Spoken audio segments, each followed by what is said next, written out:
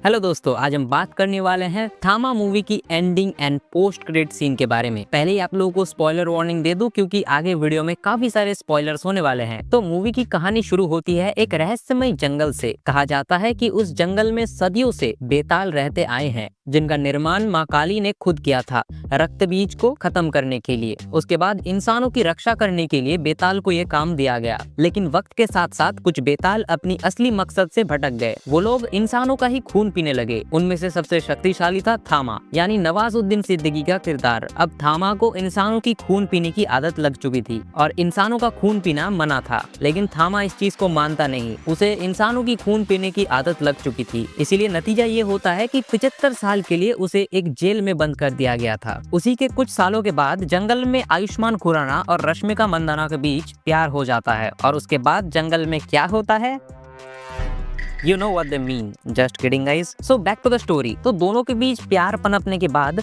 सब कुछ सही से अच्छा चल रहा होता है, लेकिन आयुष्मान खुराना का एक दिन एक्सीडेंट हो जाता है और वो मर जाता है। लेकिन जो लड़की थी रश्मिका मंदाना, वो पहले से ही बेताल थी। अब अपने प्यार को वापस लाने के लिए आयुष्मान को भी वो बेताल बना देता है।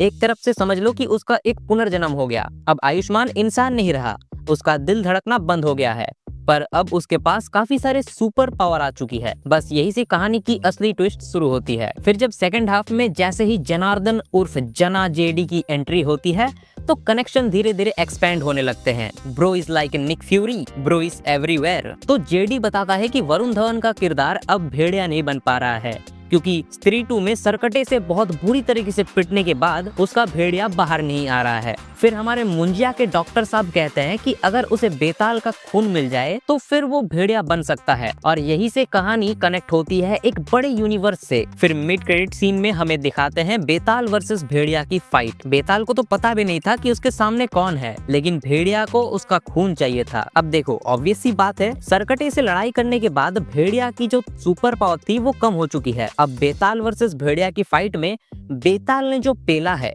मतलब जो पेला है, पूरा रेल दिया भाई को। अब इतना पेलने के बाद बेताल आ गया अपने फ्लेक्सिंग मोड में। वो कहता है तुझे मेरा खून चाहिए, ले। बेचारे को अंदाजा नहीं था कि वो एक बूंद खून का कितना प्यासा है। उस एक बूंद खून देने से ही बेताल की जो लगने वाली थी उसे खुद भी नहीं पता था। फिर जब भेड़िए ने एक बूंद खून चखा, वो आ गया अपने प्राइम फॉर्म में, वो बन गया एक वेयरवुल्फ। उसके बाद बेताल और भेड़िए के बीच में जो फाइट सीन्स दिखाई गई है एकदम मजेदार, मतलब फुल सिनेमैटिक वाइब दे रही थी। एकदम स्लो मोशन में फाइट, मजा आ गया था। नतीजा ये हुआ कि बेताल को वहां से दुम दबा के भागना पड़ा। और सच बताऊं तो मुझे ये फाइट सीन फिल्म के क्लाइमैक्स से भी ज्यादा अच्छा लगा। इस बात को मैंने अपने रिव्यू वीडियो में भी बताया है, बट उसके बीच में कुछ सीन होता है। फिर आयुष्मान खुराना रश्मिका मंदाना को बचाने के लिए बेताल लोग में चला जाता है, और वहां जाने के बाद वहां बेताल लोगों का जो बादशाह है थामा, प्लेड बाय नवाजुद्दीन सिद्दीकी, वो अब आजाद हो चुका है उस कैद से, और अब वो उस बेताल लोग का सबसे शक्तिशाली बेताल है। अब वो थामा आयुष्मान खुराना के ऊपर अटैक कर देता है और एक तरीके से आयुष्मान खुराना को जान से मार देता है। तभी रश्मिका मंदाना बहुत जोर से चिल्लाती है और उसकी पुकार सुनती है माँ, वो देवी जो बेताल लोग कई सालों से पूजा कर रहे होते हैं। वो देवी के अंदर से एक शक्ति निकलती है जो सीधा आयुष्मान खुराना के शरीर के अंदर जाती है। फिर होता है चमत्कार, उसका दिल धड़कने लगता है। जब कोई बेताल बनता है उसका दिल रुक जाता है, लेकिन आयुष्मान का दिल धड़क रहा होता है, यानी वो भविष्यवाणी सच हुई। एक दिन ऐसा बेताल आएगा जिसका दिल धड़केगा और वही असली थामा होगा। बस फिर क्या, आयुष्मान बन जाता है बेतालों का असली राजा। फिर उस पुराने थामा को धूल चटाकर कैद में बंद कर देता है। अब अगर तुमको लग रहा है कि चलो सब कुछ ठीक है, हैप्पी एंडिंग हो गई, तो तुम यहाँ गलत हो, क्योंकि जिस कैद के अंदर नवाजुद्दीन को रखा गया था वहीं पर एंट्री होती है सरकटे की, और उस कैद के अंदर उस पुराने थामा के हाथ की बेड़ियों को लिटरली जला देता है और उस पुराने थामा को लेकर चला जाता है। मतलब इस चीज से तुम अंदाजा लगा लो कि सरकटे का कितना ज्यादा पावर है। उस कैद को कोई बेताल 75 सालों से खोल नहीं पाया, लेकिन एक सरकटे ने आके उस कैद को ही जला दिया।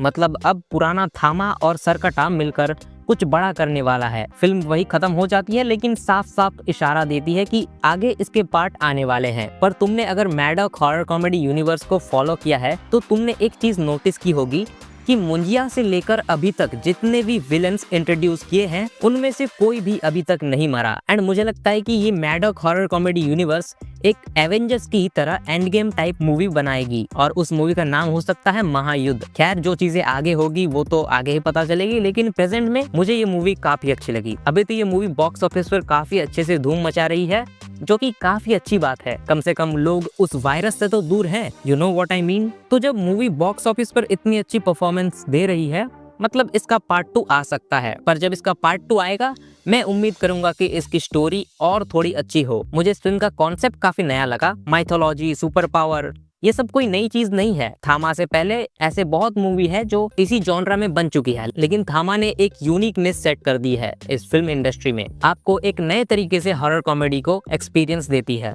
जो कि काफी अच्छी बात है और मैं काफी एक्साइटेड हूँ इसकी आगे आने वाली मूवीज से। खैर आज का वीडियो यही तक था। अगर आपको वीडियो अच्छा लगे तो वीडियो को लाइक कर दो, चैनल को सब्सक्राइब कर दो और अपने दोस्तों में भी शेयर करो। मैं मिलता हूँ नेक्स्ट वीडियो में। जाने से पहले सबको bye bye and thanks for watching.